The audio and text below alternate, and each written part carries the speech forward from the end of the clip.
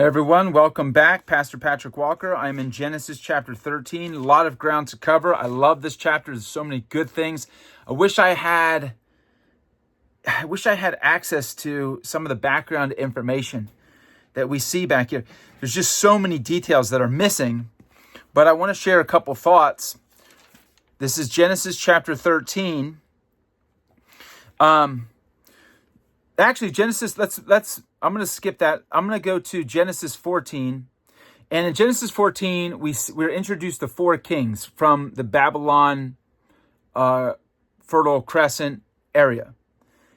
Amraphel, king of Shinar, Arioch, king of Elasar, Chedorlaomer, king of Elam, and Tidal, king of Goyim. So these four kings are allied. And it says that the kings of Sodom, Gomorrah, Zeboim, Admah, and Bela, 5 kings, 5 city-states, okay? In all of those city-states were located under the Sea of Galilee in southern Israel. So they rebelled. I guess they had been serving, verse 4 says they've been serving and been subject to Chedorlaomer for 12 years, but in the 13th year they rebelled. Now, Jewish tradition says that Amraphel, in verse 1, king of Shinar, was Nimrod. That was his other name. And he had been defeated by Chedorlaomer, who is now the chief of this alliance of these 4 nations, territories in Babylon. And I don't know how this works out. This is the questions I have. This is 700 miles distant from Israel, but somehow maybe they controlled the whole Middle East. And there's a rebellion that takes place. And these 4 kings, Chedorlaomer says, you are the 3, you're marching with me, assemble your men, we're going to go teach them a lesson. So they come around, they go up north usually, they don't cross directly west through the desert. They go up kind of in a U shaped. And they come around. But what's really interesting is in verse 5. You would think they would go and immediately attack these 5 kings that are mentioned. Sodom, Gomorrah, Zeboim, Admah, and Bela. But between verse 4 and verse 8, where these 5 kings, the battle joins, we have something sandwiched in there which makes no sense. Why the heck would this be here? Because the story doesn't start off with them. It's just like it's an aside to this confrontation, this battle. So it says in the 14th year, so they're coming around. In the 13th year, they rebel. The 5 cities rebel. They amass their troops. It's going to take a couple months to get everything ready, a couple months to march all the way around. So it's the next year. It's the 14th year. Chedorlaomer and the kings allied with him went out, and they defeated the Rephites, the Zuzites in Ham, the Emites, the Horites in the hill country of Seir, and they keep going, the Amalekites and the Amorites, who were living in Hazazon Tamar. And then in verse 8, we get to Sodom and Gomorrah and the other 3 city-states allied with them. And there's a battle. Now, here's what's really interesting. So it starts off, we've got rebellion of these 5 city-states. Okay, mobilize your forces, go around, fight them. But we don't read that in Scripture. They mobilize their forces, they go around, and then they attack 6 different people groups that are north of Sodom and Gomorrah. Now, what's interesting about all of these, because about a year and a half ago, I preached a series of messages on giants in the Bible. So this really gets me excited, is that every single one of those names are giant. They're giant civilizations. And I don't have time to go through this, but all throughout Joshua, Numbers chapter 13. Do you remember? Years later, I mean, this is like 1,000 years later, Moses leading the people out. He sends the 12 spies into the promised land. They go up and they encounter at Hebron where Abraham is living at this time. Abraham is living in Hebron. He's living next to the great tree of Mamre, the Amorite. Now, the Amorites were a giant tribe, okay? And Abraham's allied with 3 Amorites.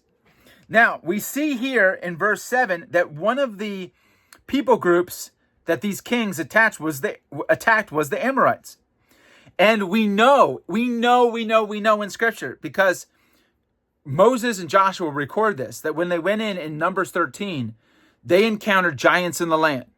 Now, Goliath was 500 years after the 12 spies went into, and he was almost 10 feet, okay? They killed King Og, who was 12 feet, 500 years before. So Goliath was one of the last few remaining giants in the land. So 500 years before that, we know King Og, his bed was 13 feet long. And this is hundreds of years before King Og. So we have the Rephites, and Goliath was a descendant of the Rephites. And in Numbers 13, it says there were giants in the land. They were the descendants of Anak. And Hebron was originally named Kiriath Arba, after Arba, who was the greatest of the Anakites, the greatest giant. You remember the people came back and said, we're like grasshoppers in there. I mean, their cities are like, they tower above us. The walls, I mean, the gates, we cannot fight these people. They're giants, they're huge. So we know there were giants in the land. Very few of us have ever studied all of that detail. But as I said, if you want to refer back, look, about a year and a half ago, I did a series on giants, like 6 messages. It was awesome. It was amazing. I love it. And of course, you can see Christ through that series as well. But here, they fight against these giants and they conquer the whole territory of the giants. And I think a lot of them were killed during this time. Some obviously did survive. Now, they go and they attack these 5 kings and they win. And they take all the possessions. Now, who's living with the 5 kings? Lot, Abraham's nephew. And Lot is taken captive. And they're traveling back. They're going back to their country. So they're way up in the north. They're past Israel now. They're like up in Lebanon, Syria. Abraham musters, it says in verse 14, when he heard that his relative had been captured, he called out 318 of his, it doesn't say servants.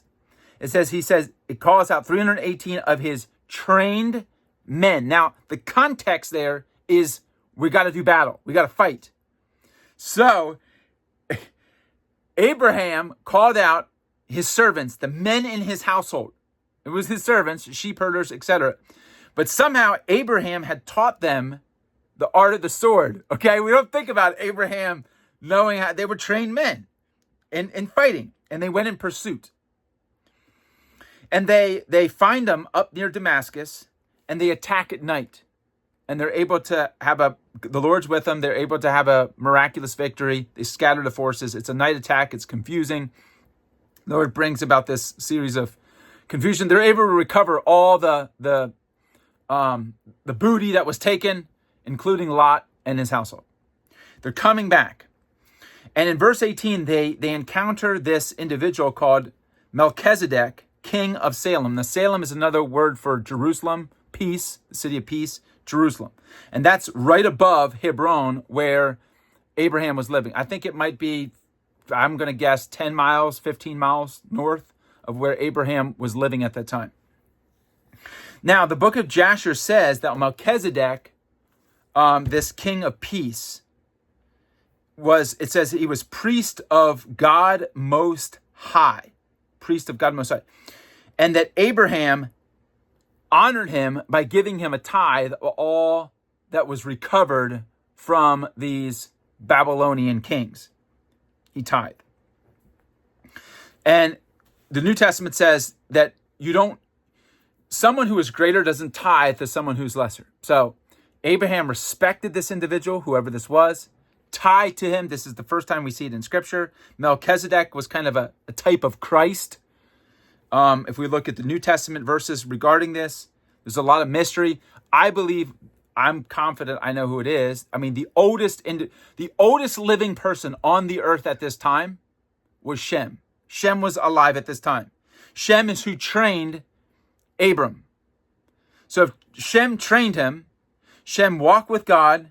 He's the oldest living person on the earth. We know this because we have the ages. We can chronologically look at those.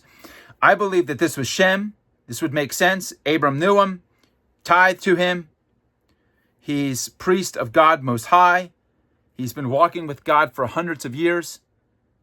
Noah, his father, had died already, died in the 58th year of Abraham's life at this point. So, and died a couple decades before this. And he tithes. He gives him a tenth. And the only other thing I want to point you to is the last verse of this chapter, which is often overlooked. He goes back to the kings of the 5 cities and he says, here's your stuff back. And they said, no, you take it, just give us the people. And he says, no, I'm not going to take it because I don't want you to say that I made Abraham rich. You know, it's the Lord that makes me wealthy and I'm going to get my wealth from him. So take all your stuff. I just want Lot, and I want you to pay the wages of the men who went at the risk of their lives to fight this battle to recover your things, your possessions. So you got to pay the men their wages. I don't know what that was. 6 gold earrings and 6 pieces of silver, whatever. All right. But he says in verse 24, I will accept nothing but what my men have eaten and the share that belongs to the men who went with me. And he says to Aner, Eshcol, and Mamre, let them have their share. So Abram and his 318 trained men, verse 14, were not the only ones who went north in pursuit of these 4 kings to recover the goods. It says that Abram was allied with 3 brothers who were Amorites. The Amorite tribe was a giant tribe. Okay, this is Hebron. This is later on where Joshua, this is the first city that when they were going up to explore the land, they reached Hebron. They were like, it's a giant city. Okay, so if you look all throughout Scripture, I think it's 99.9% certain that Abram was allied with giants. These 3 brothers were giants. And they had a reason to want to get back at the 4 kings of Babylon, because if you go back to verse 5 through 7, the Amorite tribe, these 4 Babylonian kings attacked and conquered their people. So I don't know where they were. I don't know if they fought, if they survived, and they were looking for an opportunity to get revenge, and they went with Abram, but they were allied, so maybe they had to go. But I think they would have wanted to go because their people group was one of the people groups attacked by these 4 kings. So they go. I don't know if their servants went with them. I don't know if it was just the 3 brothers. I would assume all the men that were under them, that these men were pretty powerful as well. I mean, you wouldn't have Abram with 318 men allied with 3 brothers. I mean, I would assume they would have servants and etc. Okay?